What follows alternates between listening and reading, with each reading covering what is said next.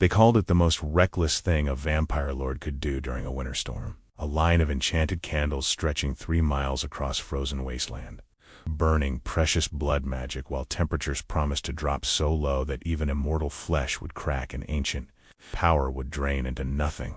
Lord Cassius Nightvale lit them anyway, ignoring every warning, every shake of the head, every accusation that he was wasting centuries of accumulated strength on sentiment.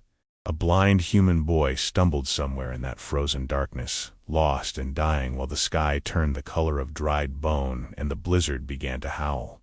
What nobody understood yet was that before dawn, Cassius's foolishness would be the only reason that child survived at all. And the lords who mocked him loudest would be the ones forced to question everything they believed about what vampires owed to the mortal world. Lord Cassius Nightvale stood at the edge of his domain 3 hours before the blizzard reached its peak, his pale hands clutching an enchanted candle that pulsed with soft golden light. The flame burned steady despite the wind that tore across the frozen landscape. Fed not by wax, but by drops of his own ancient blood, each candle consuming power he had spent decades accumulating. His shadow wolf Mira paced beside him, her dark form barely visible against the swirling snow. Her attention fixed on something in the distance that made Cassius's ancient instincts tighten. She sensed something out there. Cassius did too. The message had come an hour ago through the village network that connected the mortal settlements surrounding vampire territories. A boy, 12 years old, blind since birth, had wandered from his family's cottage during the early hours of the storm. His mother's desperate voice had carried through the communication crystals that Cassius maintained, against all tradition, her words fragmenting with fear and cold and the terrible knowledge that her son was somewhere, in the frozen darkness, with no way to see where he was going, no way to find shelter, no way to survive until dawn. The other lords had dismissed the message immediately.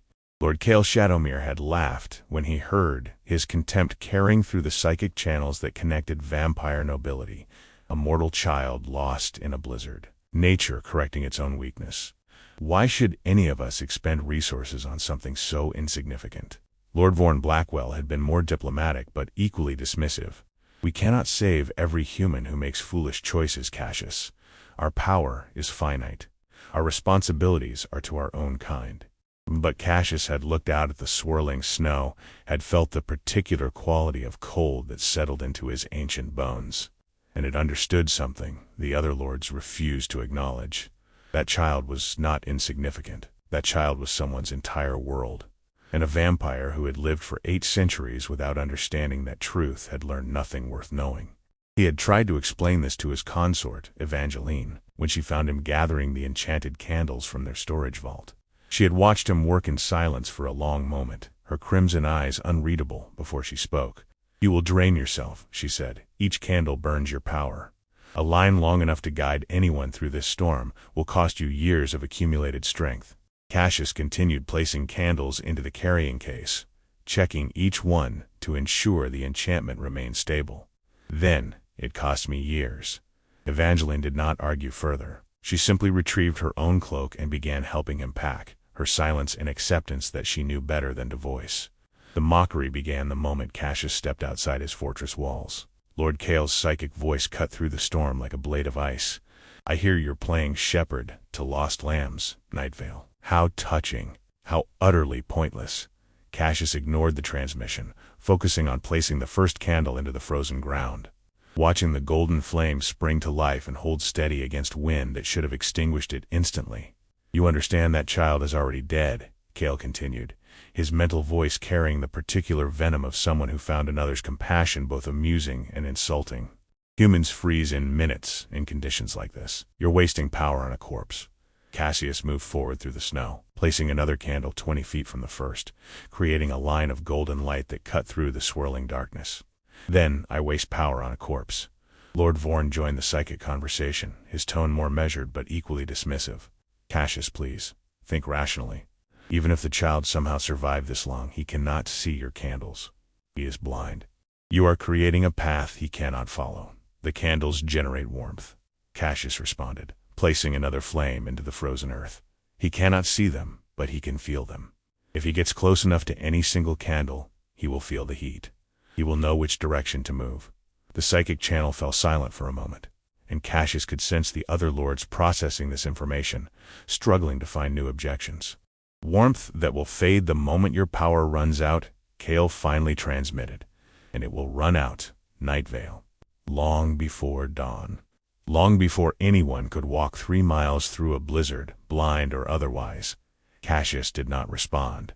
He simply continued walking, continued placing candles, continued creating a line of golden light and gentle warmth that stretched across the frozen wasteland, toward the village where a mother waited and prayed and refused to believe her son was already gone. By the time he had placed the first mile of candles, his hands were trembling. Not from cold, vampires did not feel cold the way mortals did, but from the steady drain of power that each flame required. He could feel his accumulated strength flowing out of him, decades of careful cultivation burning away into the darkness to create warmth for a child he had never met. Mira walked beside him, her dark form a constant presence against the swirling white.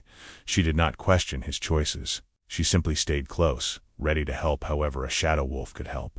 Loyal in ways that made Cassius grateful he had never treated her as merely a tool. The second mile was harder. The drain was deeper now, and Cassius could feel his movements slowing, his ancient body protesting the expenditure of power it had taken so long to accumulate. But somewhere in that frozen darkness, a blind boy was still walking. Cassius could feel it somehow, could sense the faint warmth of mortal life struggling against the cold that wanted to claim it. The child had not given up. The child was still fighting. And as long as that was true, Cassius would keep placing candles until he had nothing left to give. The blizzard intensified as the third hour approached, wind howling across the wasteland with sounds like the screams of dying things. Cassius had placed nearly 2 miles of candles now, a golden thread of light stretching back toward his fortress, each flame a small defiance against the darkness that surrounded everything. His power reserves had dropped to dangerous levels, and he could feel the weakness spreading through his ancient limbs like poison. Evangeline's voice reached him through their private bond, the intimate connection that centuries of partnership had forged. Cassius, you must rest. You are draining yourself past the point of recovery. He placed another candle, watched the golden flame spring to life, felt another portion of his strength flow away. Not yet. Not until the line is complete. The line will mean nothing if you collapse before reaching the village. You will die out here, and the boy will die regardless. And everything you have sacrificed will be for nothing. Cassius stopped walking, his breath coming hard despite his immortal lungs, his body trembling with exhaustion that went deeper than physical fatigue. She was right. He knew she was right. The mathematics of power expenditure were simple and brutal. At his current rate of drain, he would not reach the village. He would collapse somewhere in the final mile. His candles would begin to flicker and die as his power faded, and the blind boy would have nothing to guide him except darkness and cold. But stopping meant accepting that the child was already lost. Stopping meant agreeing with Kale and Vorn and every other lord who believed that mortal lives were not worth immortal sacrifice. Stopping meant becoming something Cassius had spent 8 centuries refusing to become. "I cannot stop," he transmitted to Evangeline, and the words carried weight that went beyond the immediate situation. "If I stop, I become them. I become every vampire who looks at humans and sees nothing worth saving."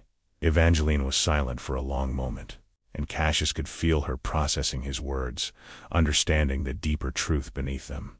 "Then do not stop," she finally responded. "But do not be foolish either. You have placed 2 miles of candles. The boy, if he lives, will feel their warmth eventually. He will find the path. You do not need to complete the entire line yourself." Cassius considered this, his mind working through possibilities even as his body demanded rest. "The candles will last until dawn if I survive to maintain them. If I fall, they fall with me." "Then survive," Evangeline said simply. "Place what you can, then return and maintain what you have created. The line does not need to reach the village. It only needs to reach far enough that the boy can find it." It was a compromise. Cassius hated compromises, but he hated the idea of dying uselessly in the snow more, of leaving Evangeline alone, of proving Kale right about everything. He placed another candle, then another, pushing forward through snow that reached his thighs in places. Each flame cost him something precious, something irreplaceable. But each flame also created warmth in the frozen darkness, a small island of hope in an ocean of killing cold. The psychic channels had gone quiet, the other lords apparently losing interest in mocking him now that the entertainment value had faded. Cassius was grateful for the silence, It allowed him to focus on the simple rhythm of walking and placing, each step a small victory against despair. He made it another half-mile before his legs gave out. The snow was surprisingly soft when he fell into it, almost welcoming, and some distant part of his mind recognized this as dangerous. The cold was not his enemy in the way it was for mortals, but extreme exhaustion combined with severe power drain could destroy even an ancient vampire. His body was trying to shut down, trying to conserve what little remained of his strength. Mira pressed against him, her shadow form generating a faint warmth that helped clear his mind. She whined softly, urging him to move, to stand, to keep going. "Good girl," Cassius whispered, his voice barely audible over the wind. "We're not done yet." He forced himself to his knees, then to his feet, swaying like a newly turned vampire taking his first steps into immortality. His carrying case still held a dozen candles, enough for perhaps another quarter-mile if he spaced them carefully. Not enough to reach the village, but maybe, possibly, enough to reach the boy. Because Cassius could feel him now, could sense mortal life somewhere in the darkness ahead, faint and fading but still present, still fighting. The boy had not given up. Against all odds, against everything that should have been true, the child was still alive. Cassius placed another candle, watching the golden flame illuminate snow that fell like frozen tears from a weeping sky. The warmth spread outward, a small circle of survivable temperature in the midst of killing cold. "Come toward the light," Cassius whispered, knowing the boy could not hear him, knowing the words were more prayer than communication. "Feel the warmth. Follow it home." He placed another candle, and another, each one draining him further, each one bringing him closer to collapse. His vision was beginning to blur at the edges, darkness creeping in that had nothing to do with the night. His ancient heart was laboring, struggling to maintain function with so little power remaining. But the mortal life he sensed was growing stronger, closer. The boy was moving toward the candles, somehow feeling their warmth through the chaos of the blizzard, somehow understanding that warmth meant safety, meant survival, meant a chance to see another dawn even if he could never see it with his eyes. Cassius smiled as he placed his final candle, watching the golden flame spring to life with the last of his strength. Then his legs gave out completely, and the snow welcomed him into its cold embrace. Mira howled, the sound cutting through the blizzard like a blade of grief and desperation. She pressed her shadow form against Cassius's fallen body, trying to share what little warmth she could generate, trying to keep her master alive through sheer force of will. The candles he had placed still burned, golden flames holding steady against the wind. But Cassius could feel them flickering at the edges of his consciousness, could feel them beginning to weaken as his power drained toward nothing. "Evangeline," he transmitted, his mental voice barely a whisper. "I've fallen. Final mile marker. The candles. Maintain them if you can. ... Double quotes. Her response came immediately, sharp with fear and fury. "I am coming. Do not move. Do not let go." Cassius wanted to laugh at the absurdity of her commands. He could not move if he tried. And letting go was not a choice he was making but a surrender his body was forcing upon him. 8 centuries of existence, and it would end here in the snow because he had gambled everything on saving a mortal child who might already be dead. But then he felt it, the faint pulse of life he had been tracking, growing stronger, growing closer. The boy was coming, following the warmth of the candles just as Cassius had hoped, moving through the darkness by feel and instinct and the desperate will to survive that burned brightest in the young. "He's coming," Cassius transmitted to Evangeline, the boy. He found the path. "Stay alive until I reach you," she responded. "That is all you need to do. Stay alive." The snow continued to fall, and the wind continued to howl, and Cassius lay in the frozen darkness listening to his own heartbeat, slow towards silence. The candles flickered around him, their golden light dimming as his power faded, and he understood with terrible clarity that he had perhaps minutes before they went out entirely. Minutes before the warmth that guided the boy disappeared and left him wandering blind in the killing cold. Cassius reached deep inside himself, searching for reserves he was not certain existed, power he had not known he possessed. He found something there, buried beneath centuries of accumulation. A core of strength that had nothing to do with blood magic or ancient cultivation. It was simpler than that, purer. It was the fundamental will to exist, the basic refusal to surrender that had kept him alive through wars and famines and the long dark centuries when vampires were hunted like animals. He drew on that core, pulled strength from places that should have been empty, and felt the candles stabilize. Their flames steadied, golden light holding against the darkness, warmth continuing to spread into the frozen air. It hurt. It hurt more than anything Cassius had experienced in 800 years. A pain that went beyond physical sensation into something existential. He was burning pieces of himself now, consuming the very essence of his immortality to maintain those flames. Every moment cost him something he could never recover. But the boy was coming. The boy was close. And Cassius would not let him die in the darkness mere yards from salvation. The child emerged from the swirling snow like a ghost taking form, small and stumbling and wrapped in clothes that were wholly inadequate for the conditions.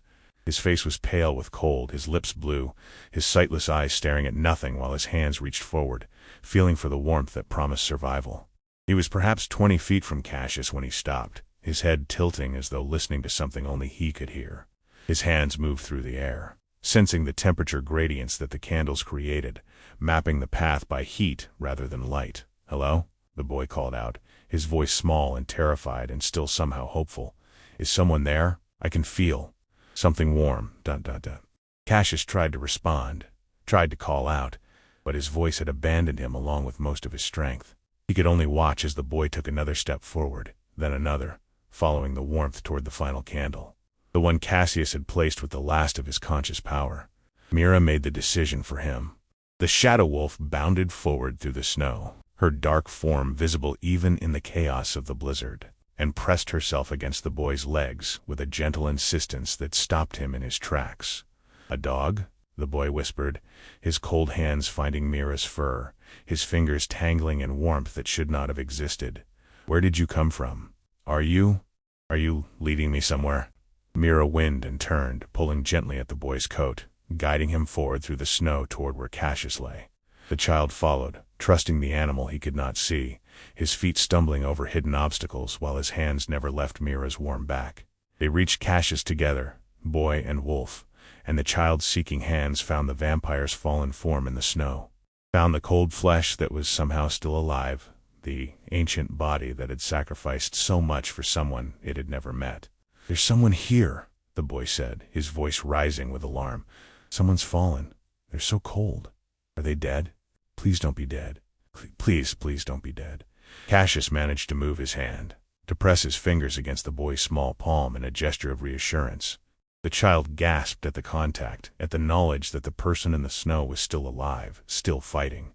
"I'm going to get help," the boy said, his voice steadying with determination that seemed impossible given his circumstances. "I'm going to find someone. Just hold on. Please hold on." But before the child could move, before he could stumble back into the blizzard in search of help that was too far away to matter, another figure emerged from the swirling snow. Evangeline moved through the storm like a dark angel, her ancient power cutting through the wind and cold as though they were mere inconveniences. She reached Cassius in moments, falling to her knees beside him, her hands pressing against his face with a desperate tenderness. "You impossible fool," she whispered, blood tears freezing on her cheeks. "You magnificent, impossible fool." She turned to the boy, who had fallen silent at the sound of her voice, his blind eyes staring at nothing while his small body trembled with cold and fear and exhaustion. "Child," she said, her voice softening, "you are safe now. Do you understand? You are safe." The boy nodded slowly, his teeth chattering too violently for speech. Evangeline removed her heavy cloak and wrapped it around him, the enchanted fabric immediately beginning to warm his frozen body. Then she turned her attention back to Cassius, assessing the damage with eyes that had seen centuries of suffering and survival. "You drained yourself nearly to true death," she said quietly, her mental voice carrying emotions she would not speak aloud before the mortal child. "Another few minutes, and there would have been nothing left to save." Cassius managed a faint smile, but I didn't, and neither did he.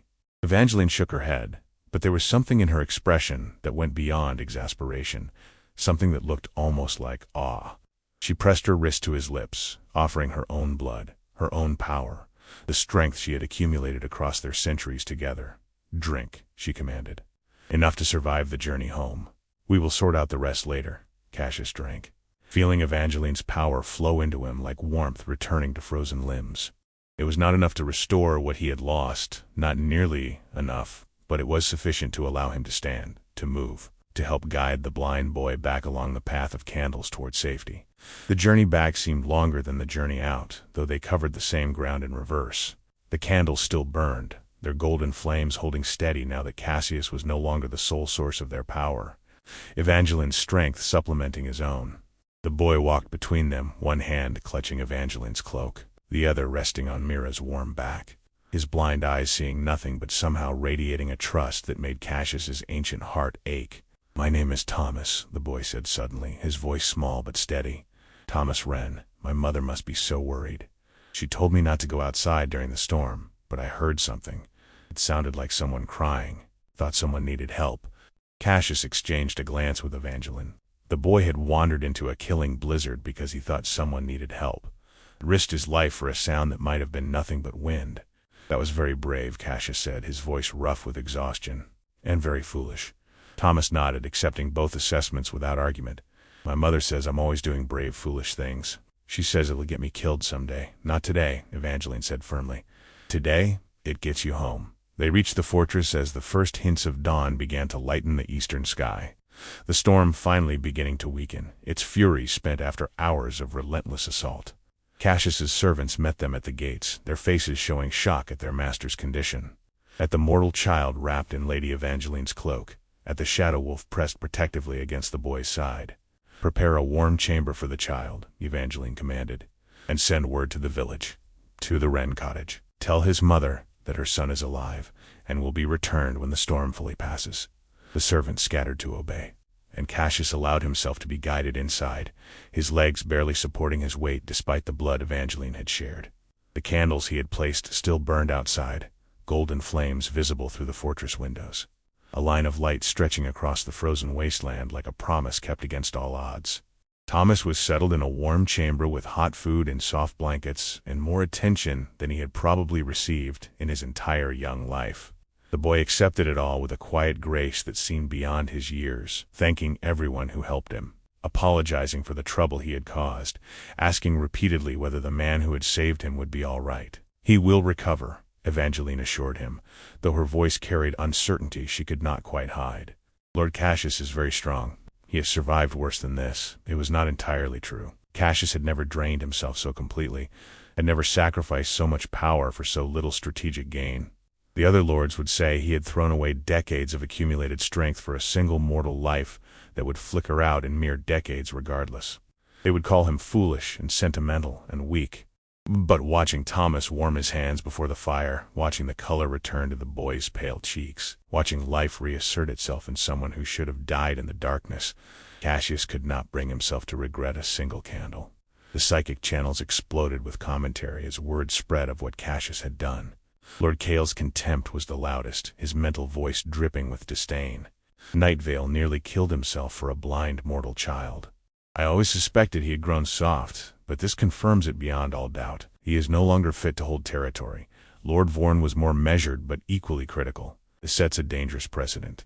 If vampire lords begin sacrificing their power for every mortal in distress, our kind will weaken until we can no longer protect ourselves. Cassius's compassion, however admirable in theory, threatens us all in practice." Other lords chimed in with their own assessments, most of them variations on the same theme. Cassius had been reckless. Cassius had been foolish. Cassius had wasted resources that belonged not just to him but to vampire civilization as a whole. Only one voice offered a different perspective. Lord Soren Duskfall, ancient even by vampire standards, transmitted a single thought that cut through the noise like a blade of clarity. "The boy lives. Cassius lives. The candles still burn. Perhaps before we condemn, we should ask what it means that he succeeded where our caution would have guaranteed failure." The channel fell silent, the other lords unable or unwilling to respond. Cassius slept for 3 days, his ancient body struggling to recover from the damage he had inflicted upon himself. Evangeline remained at his side throughout, feeding him blood when he could swallow, maintaining the enchantments that kept his body from deteriorating further, whispering words of encouragement that he heard only as distant music in the darkness of his exhaustion. When he finally woke, the first thing he saw was Thomas sitting beside his bed. The boy could not see him, of course, but somehow knew the moment Cassius stirred. His blind eyes turned toward the sound of movement, and a smile spread across his young face that seemed to illuminate the entire chamber. You're awake, Thomas said, relief flooding his voice. Lady Evangeline said you would wake up, but it's been so long. I was starting to worry. Cassius pushed himself up against the pillows, his body protesting every movement. You should not be here, child. This is not a place for mortals. Thomas shrugged with the casual disregard for danger that seemed to define him. Lady Evangeline said, I could stay until you woke up. She said you might want to know that I was all right. Are you all right? You feel different. Weaker, somehow. I can sense it. Cassius studied the boy with new interest. You can sense my condition? I can sense lots of things, Thomas said matter-of-factly. Being blind means I pay attention to what other people ignore. Temperature changes. Air movement. The way someone's breathing shifts when they're tired or hurt. He paused, his sightless eyes somehow finding Cassius's face. You gave up something important to save me, didn't you? Something you can't get back easily. The directness of the question startled Cassius. He was accustomed to the elaborate verbal dances of vampire nobility, where truth was always wrapped in layers of implication and misdirection. This boy spoke plainly, demanded plain answers, and somehow made it seem like the most natural thing in the world. Yes, Cassius admitted. I used a great deal of power to maintain the candles. Power that took decades to accumulate. Thomas was quiet for a moment, processing this information. Why? He finally asked. Lady Evangeline said you had never met me. You didn't know my family. You had no reason to help me. So why did you do it? It was the question Cassius had been asking himself since he woke. The question the other lords were asking, though they framed it as accusation rather than curiosity. Why sacrifice so much for so little? Why risk everything for a mortal child who would die of old age before Cassius recovered half of what he had lost? Because you were lost, Cassius said slowly, finding the words as he spoke them. Because you were alone in the darkness, and you could not find your way home. Because I had the power to help, and choosing not to use it would have made me something I did not want to be. Thomas nodded as though this made perfect sense. My mother says the same thing. She says we help people because that's what people do. She says anyone who needs a reason beyond that has forgotten what it means to be human.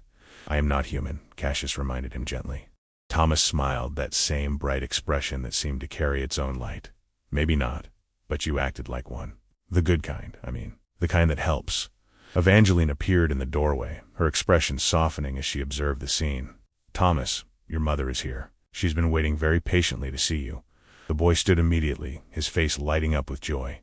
But before he left, he reached out and found Cassius's hand, squeezing it with surprising strength. Thank you, he said simply, for the candles, for not giving up, for being the good kind. Then he was gone, guided out by Evangeline, leaving Cassius alone with thoughts that seemed too large for his weakened mind to contain. Evangeline returned a few minutes later, settling into the chair Thomas had vacated. She did not speak immediately, simply sat and watched Cassius with eyes that had seen him at his best and worst across 8 centuries of partnership. The boy's mother wept when she saw him, Evangeline finally said. She fell to her knees and held him and wept as though the world had ended and been reborn. She tried to thank me, but the words would not come. Some gratitude is too large for language. Cassius closed his eyes, feeling the echo of that mother's relief, understanding it in ways he had not expected. The other lords think I am a fool. The other lords think many things, most of them wrong. Evangeline leaned forward, her hand finding his. What matters is what you think. Do you regret it? The candles? The power you lost? Any of it? Cassius considered the question carefully, examining his choices with the clarity that only near death could provide. He thought about the golden flames stretching across the frozen wasteland, about Thomas following warmth he could not see, about a mother's tears and a boy's smile and the simple words that had somehow redefined everything. No, he said finally, I regret nothing. Evangeline nodded, something like pride flickering in her crimson eyes. Then the other lords can think what they like. You saved a life. You proved something that needed proving, and you survived to do it again if necessary. If necessary, Cassius repeated, a faint smile touching his lips. Though perhaps next time I will plan more carefully. Perhaps, Evangeline agreed. Or perhaps some situations cannot be planned for. Perhaps some moments demand everything we have and leave us to recover as best we can. She leaned down and pressed her lips to his forehead, a gesture of tenderness that needed no words to explain. Then she rose and moved toward the door. Rest now. Recover. The world will still be there when you wake, full of darkness and lost children and lords who think compassion is weakness. She paused at the threshold. And you will still be there to prove them wrong. The recovery was slower than Cassius had anticipated. Weeks passed, then months, and still he felt the hollow spaces where his power had once resided. The blood magic that had taken decades to accumulate could not be replaced quickly, and there were moments when he wondered if he would ever fully regain what he had sacrificed on that frozen night. But life continued regardless of his weakness. Thomas returned to his village, to his mother, to the small cottage where he had lived his entire young life. And somehow, despite all logic and tradition, a connection had formed between the ancient vampire lord and the blind mortal boy that neither of them could explain or ignore. Thomas began sending letters, simple communications delivered by village messengers who were clearly terrified to approach a vampire fortress, but who carried the boy's words faithfully nonetheless. The letters spoke of ordinary things, of weather and meals and the songs his mother sang while she worked, but they carried something extraordinary within their plainness. They carried the perspective of a child who saw the world differently, who noticed things that sighted people missed, who found wonder in textures and sounds and the particular warmth of sunlight on skin. Cassius found himself anticipating those letters with an eagerness that surprised him. He read each one multiple times, tracing the uneven letters that Thomas had learned to form by touch alone, feeling somehow connected to a world he had separated himself from centuries ago. Evangeline observed this correspondence with quiet amusement. "You've made a friend," she said one evening, watching Cassius compose a response to Thomas's latest letter. "A mortal friend." "The other lords would be horrified." "The other lords are often horrified," Cassius replied without looking up. "I have learned to find their horror less concerning than I once did." The psychic channels continued to carry criticism of his actions, though the intensity had faded somewhat as other matters demanded attention. Lord Kale still made occasional cutting remarks about Night Vale's pet mortal, but even his contempt had lost some of its edge. The boy had survived. Cassius had survived. The candles had done exactly what he intended them to do. There was only so much mockery that could be sustained against success. Lord Soren Duskfall proved to be an unexpected ally. The ancient lord reached out through private channels, expressing something that sounded almost like admiration. "What you did was foolish by any practical measure," Soren transmitted. "But practical measures are not the only measures that matter. You reminded us that vampires can choose to be more than predators, that immortality need not mean immunity to compassion." "You give me too much credit," Cassius responded. "I simply did not want a child to die." "Precisely," Soren replied. "That simplicity is what makes it remarkable. We complicate everything with politics and power calculations. You simplified it back to what actually matters." Spring arrived slowly, melting the snow that had nearly claimed Thomas's life, revealing the path where Cassius's candles had burned through the longest night of winter. The scorch marks remained visible in the earth, a line of darkened ground stretching across the wasteland like a scar that told a story. Thomas asked to visit, his latest letter carrying the request with characteristic directness. "I want to walk the path," he wrote in his uneven hand. "I want to feel the ground where the candles burned. My mother says it is too dangerous, that vampires are not to be trusted, but I trust you. Can I come?" Cassius deliberated for days before responding. The other lords would certainly have opinions about a mortal child visiting vampire territory. There were protocols and traditions and countless reasons why such a visit would be inappropriate. But Thomas had asked, and Cassius found that he could not refuse. "Come in early summer," he wrote back. "When the days are long and warm, bring your mother if she wishes. You will both be safe. I give you my word." The visit was arranged for the summer solstice, the longest day of the year, when sunlight would limit the time Cassius could spend outside, but would also provide maximum safety for his mortal guests. Thomas arrived in a small carriage driven by a nervous villager who refused to cross the boundary into vampire territory, leaving the boy and his mother to walk the final distance on their own. Cassius watched from the shadows of his fortress as they approached, Thomas moving with surprising confidence despite his blindness, his mother gripping his hand with the protective ferocity of someone who had nearly lost everything. She was younger than Cassius had expected, perhaps 30 summers, with hair the same dark brown as her son's, and eyes that held both fear and determination in equal measure. Evangeline greeted them at the gate, her manner warm and reassuring in ways that seemed to surprise the mother. "Welcome to our home," she said simply. "Thomas has spoken of nothing but this visit for weeks. We are honored you have come." The mother, whose name was Clara, curtsied awkwardly, her eyes darting between Evangeline and the fortress behind her. "My lord saved my son's life. I could not refuse his invitation, whatever my fears." Your fears are understandable, Evangeline acknowledged. We are not what stories have prepared you to expect, but we mean you no harm. Quite the opposite. Thomas had already pulled free of his mother's grip, his blind eyes turning toward the fortress with an expression of wonder. I can feel it, he said softly. The age, the power. It's like standing next to a mountain that breathes. Cassius emerged from the shadows then, drawn by the boy's words, by the strange poetry of a child who saw the world through senses that most people neglected entirely. Thomas turned toward him immediately, sensing his approach before any sound could have betrayed it. Lord Cassius, Thomas said, and his smile carried the same brightness it had held in the recovery chamber months ago. You feel different, stronger. Not as strong as before, I think, but stronger than when I left. I'm recovering, Cassius confirmed, slowly but steadily. Thomas nodded, as though this made perfect sense. Good, because I want you to show me where the candles burned. I want to walk the path you made for me. They walked the path together as the sun began its descent toward the horizon. Thomas between Cassius and Evangeline, his mother following a few steps behind with an expression that shifted between wonder and terror. The boy moved confidently, despite the uneven terrain, his feet somehow finding stable ground, his hands occasionally reaching out to touch the air as though reading invisible signs. Here, Thomas said suddenly, stopping at a point that seemed no different from any other. This is where the first candle was. I can feel the difference in the ground. Cassius looked down and realized the boy was right. A faint scorch mark darkened the earth at that exact spot, barely visible after months of growth and weather. How can you tell? Thomas knelt, pressing his palm against the ground. The earth remembers. It's warmer here, just slightly. And the texture is different. Smoother, like something burned away the roughness. He looked up with his sightless eyes, somehow finding Cassius's face. You put so many of them. I could feel them, even through the storm, little islands of warmth in all that cold.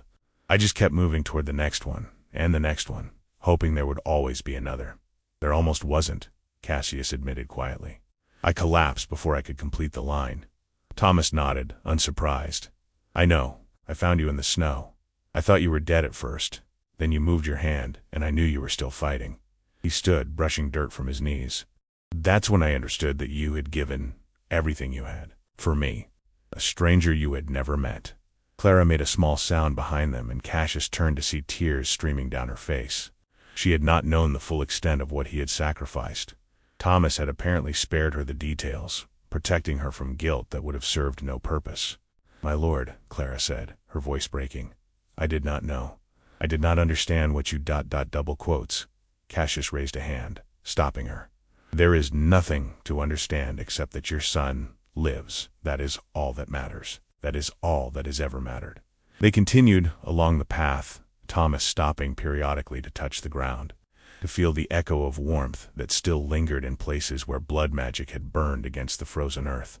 He narrated his experience of that night as they walked, describing the cold that had crept into his bones, the fear that had grown with every stumbling step, the moment when he had felt the first hint of warmth and understood that someone was trying to save him.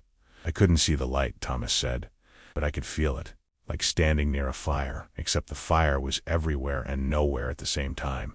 I just had to keep following the warmth, trusting that it would lead me somewhere safe. Were you frightened? Evangeline asked softly. Thomas considered the question with the seriousness it deserved. Yes, but not as frightened as I should have been, I think. There was something about the candles that felt ... intentional, like someone cared whether I lived or died. That made the fear smaller somehow. They reached the spot where Cassius had collapsed, marked by a larger scorch pattern where multiple candles had burned close together, where Evangeline had arrived and added her power to his fading strength. Thomas knelt there for a long moment, his hands pressed flat against the earth, his expression distant and contemplative. This is where you almost died, he said quietly. I can feel it. The ground is different here, sadder, somehow. Cassius did not know how to respond to that, did not have words for the strange accuracy of a blind boy's perception. So he simply stood and waited, while Thomas communed with the earth that had nearly become his grave. Thank you, Thomas finally said, rising to his feet, for showing me this, for letting me understand what you did. Thank you for surviving to see it, Cassius replied. All of this would have meant nothing if you had given up. Thomas smiled, that bright expression that seemed to carry its own light. I almost did, a few times. But then I would feel another candle, another little island of warmth. and I would think that someone had put it there for me. Someone believed I could make it. I couldn't give up after that. The sun was setting now, painting the sky in shades of orange and gold that Thomas could not see, but seemed to sense nonetheless. His face turned toward the warmth of the dying light, drinking in sensations that sighted people often ignored. "Lord Cassius," Clara said hesitantly, breaking the contemplative silence, "I have nothing to offer you, no way to repay what you did for my son. But if there is ever anything at all that I can do, double quotes." Cassius shook his head. "You have already given me something invaluable, though you may not realize it." Clara's brow furrowed in confusion. "My lord?" "Your son," Cassius said simply. "His letters, his friendship, the reminder that the world contains things worth protecting, things worth sacrificing for." He paused, finding words for feelings he had not known he possessed. "Vampires live so long that we sometimes forget why existence matters. We accumulate power and territory and influence, but we lose sight of what those things are for," Thomas reminded me. "That is a gift beyond price."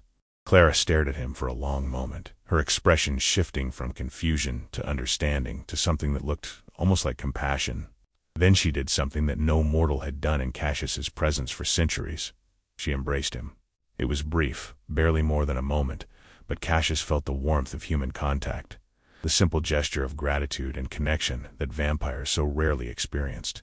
When Clara stepped back, her cheeks were flushed with embarrassment, but her eyes held no fear.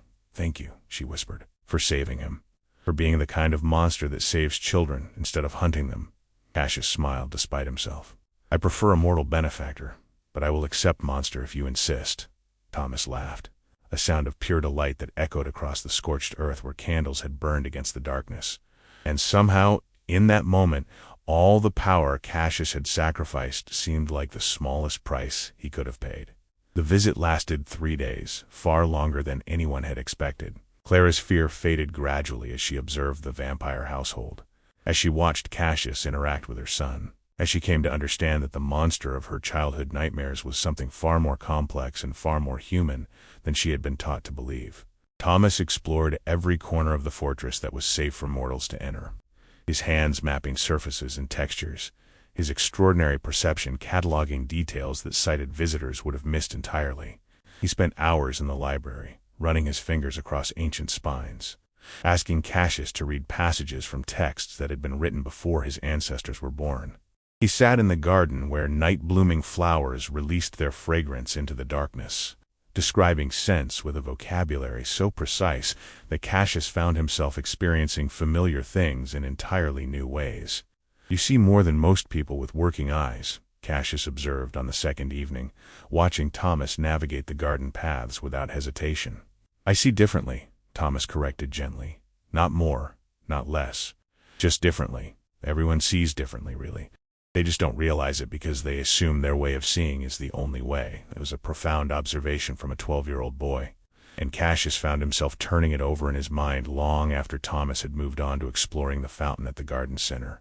Evangeline joined them that evening, bringing warm drinks for the mortals and warmed blood for herself and Cassius. She had grown fond of Thomas in a way that surprised even her, this strange child who feared nothing and saw everything. "He will do remarkable things when he grows," she said privately to Cassius as they watched Thomas explain the fountain's sound patterns to his bemused mother. "If the world allows him to." "The world rarely allows remarkable people to flourish," Cassius replied. "It prefers mediocrity. It punishes difference. Then perhaps the world needs to change." The words hung between them, carrying implications that went far beyond a single blind boy and a single vampire lord. Cassius had spent centuries accepting the world as it was, adapting to its cruelties, surviving within its constraints. But Thomas made him wonder if survival was enough, if adaptation was just another word for surrender. Lord Kale's psychic voice intruded on his thoughts, sharp with disdain. "I hear you are hosting mortals in your fortress, Night Vale. Entertaining the very creatures we were designed to hunt. Have you fallen so far that you now keep pets?" Cassius considered ignoring the transmission entirely. He was tired of Kale's contempt, tired of explaining choices that needed no explanation to anyone with a functioning heart. But something in him, some spark of defiance that Thomas had reignited, demanded response. "I am hosting friends," Cassius transmitted back, his mental voice calm and clear. "A concept you may be unfamiliar with. given how thoroughly you have alienated everyone who might have offered you genuine connection. The psychic channel erupted with shock. No one spoke to Lord Cale Shadowmere that way. No one challenged his superiority so directly. The silence stretched for long moments, filled with the held breath of lords who were listening but afraid to comment. "You have grown bold in your weakness," Cale finally responded, his thoughts carrying barely contained fury. "Perhaps too bold. Perhaps you need reminding of your place in the hierarchy." "My place," Cassius replied, "is wherever I choose to stand.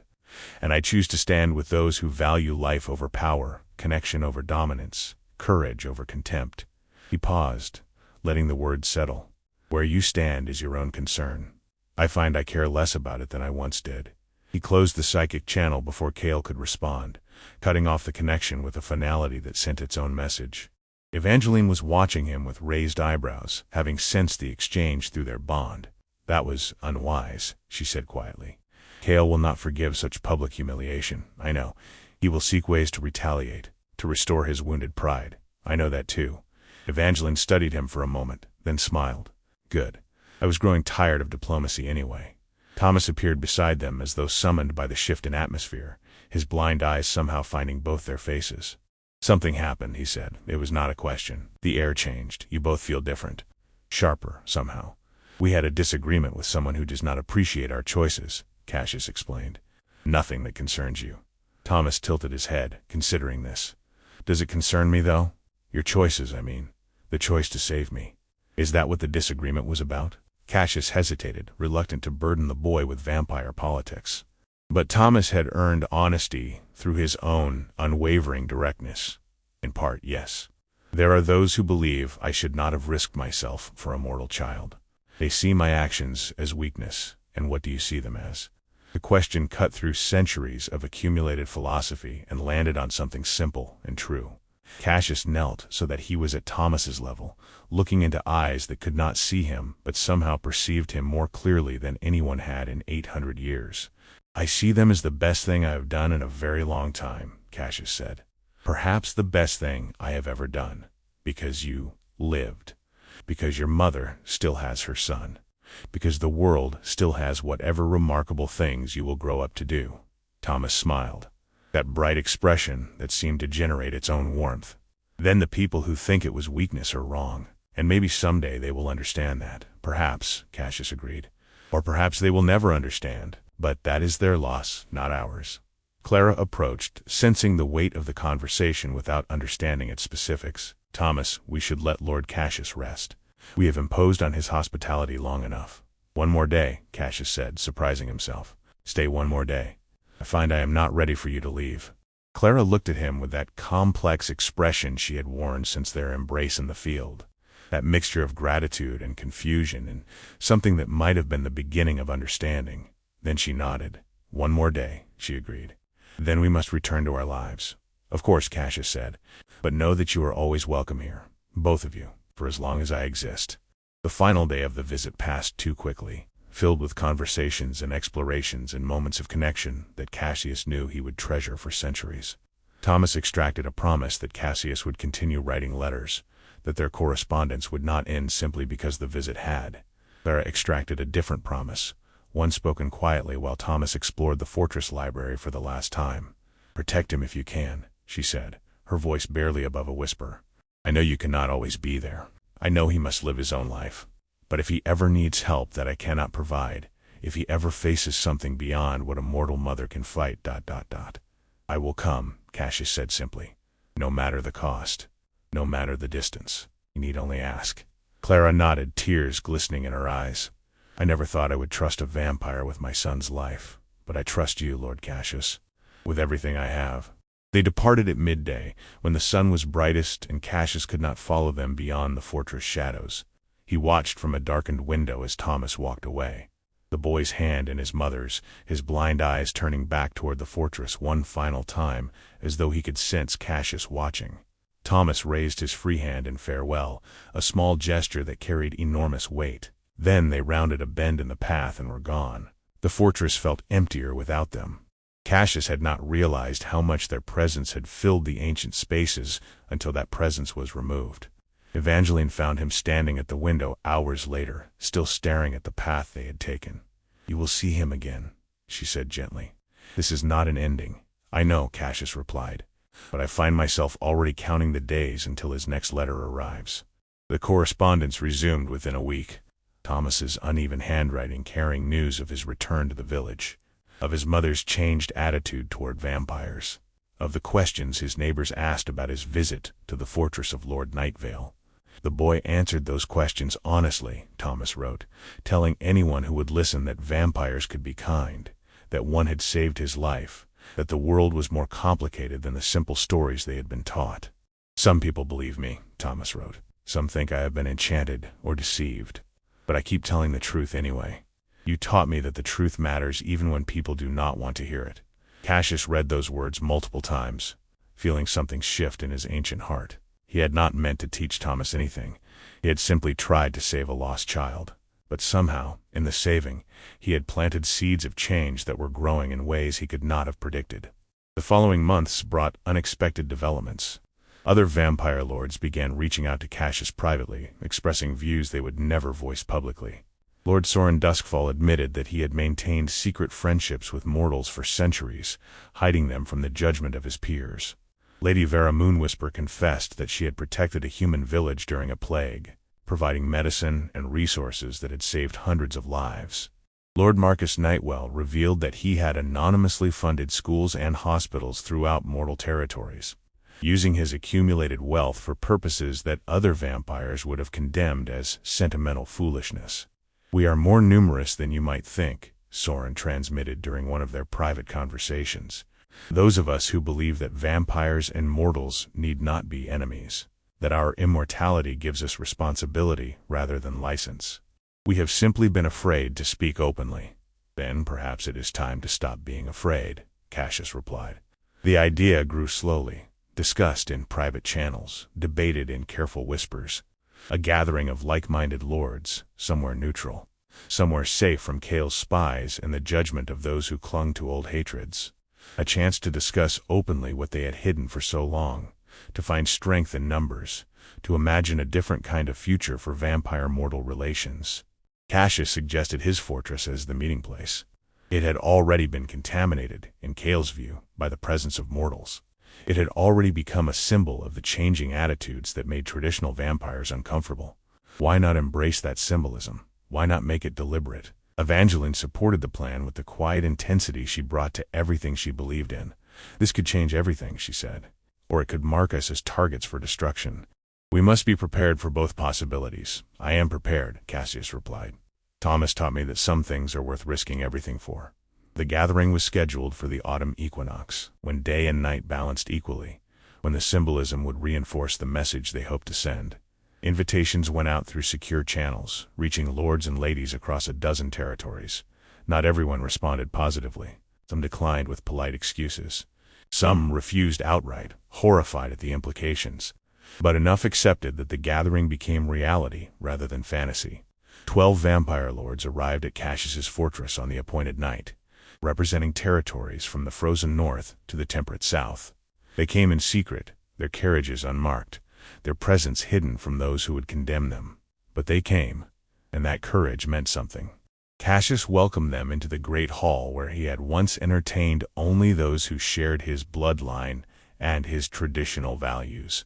Now, he opened his doors to vampires who shared something more important, a vision of what their kind could become.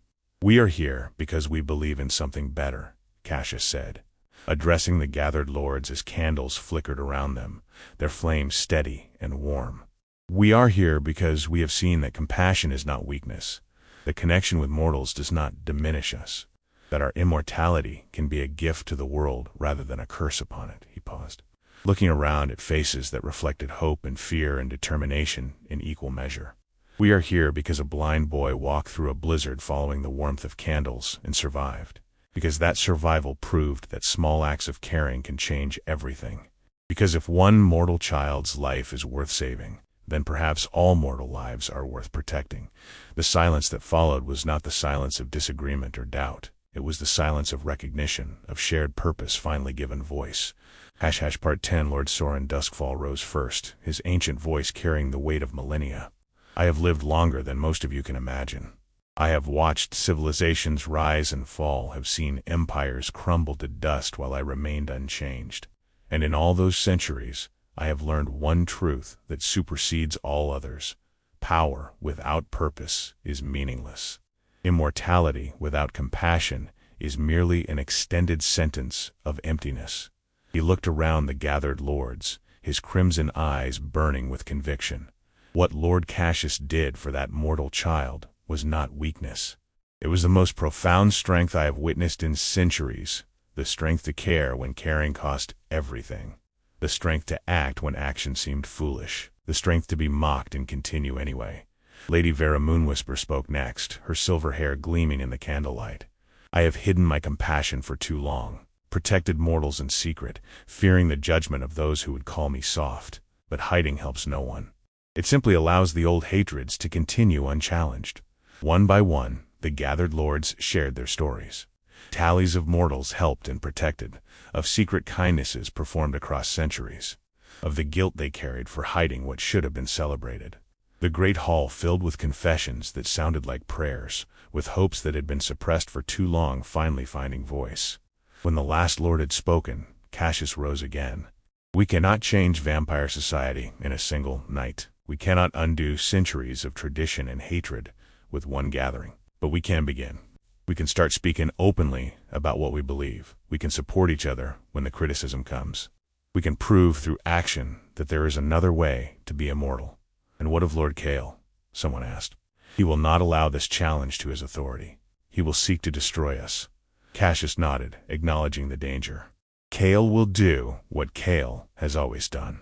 He will mock and threaten and scheme, but he cannot destroy all of us.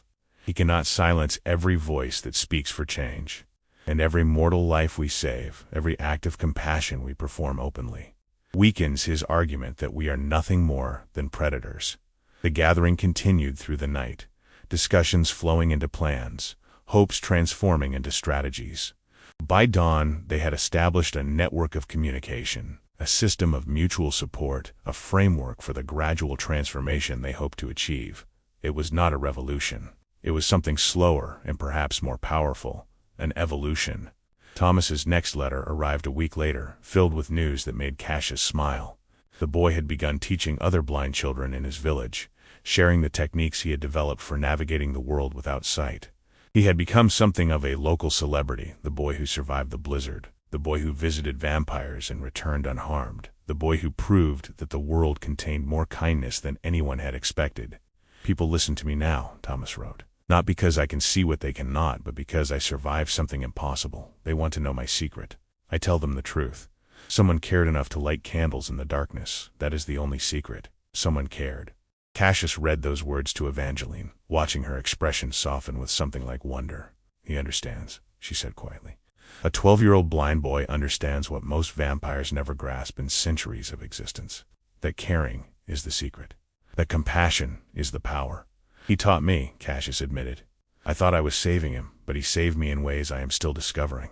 The years that followed brought changes that Cassius could not have imagined on that frozen night when he lit the first candle.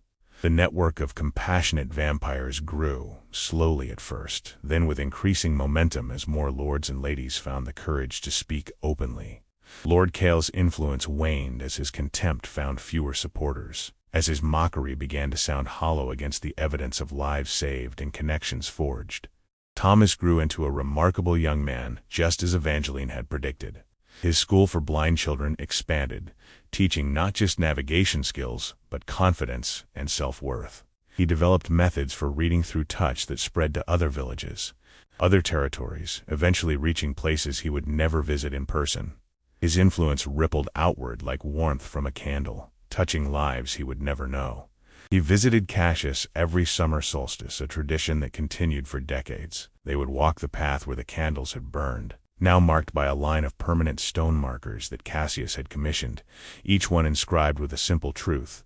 Light guides those who cannot see. Warmth saves those who cannot fight the cold. Love reaches those who think they are alone. Clara passed peacefully in her 73rd year, surrounded by her son and grandchildren, having lived long enough to see Thomas become everything she had hoped he would be. Cassius attended the funeral in secret. watching from the shadows as mortals wept for a woman who had trusted a vampire with her most precious possession.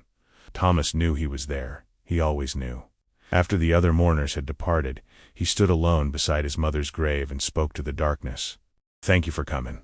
She would have wanted you here." Cassius emerged from the shadows, standing beside the blind man who had once been a lost boy in a blizzard. "She was remarkable, as is her son." Thomas smiled, that same bright expression he had worn since childhood, unchanged by decades of living. "I have thought often about that night, about what would have happened if you had been different, if you had been the kind of vampire the stories warned about." "I would have ignored the message," Cassius said quietly. "I would have let you die and thought nothing of it, but you didn't. You chose differently, and that choice changed everything." Thomas reached out, finding Cassius's hand with the unerring accuracy he had always possessed. "Not just for me. For all the mortals your network has helped. For all the vampires who found the courage to care openly. For the world that exists now, instead of the world that would have existed if you had stayed in your fortress and let the darkness win." Cassius looked down at their joined hands, mortal and immortal, blind and seeing, separated by centuries of existence, but connected by something stronger than time. "One line of candles," Cassius said softly. "That is all it was. One line of candles in a blizzard." Thomas squeezed his hand with surprising strength. "That is all it ever takes. One light in the darkness. One person who cares enough to try. One choice that changes everything." They stood together in silence as the sun set and the stars emerged. Two friends who had found each other in impossible circumstances and had somehow changed the world by refusing to let each other go. And somewhere in the distance, in villages and territories across the land, candles burned in windows. Not enchanted candles fed by blood magic, but ordinary flames lit by ordinary people who had heard the story of the vampire lord and the blind boy, who had learned that light could guide those who were lost, that warmth could save those who were cold, that love could reach anyone willing to follow it home. That was enough. That was more than enough.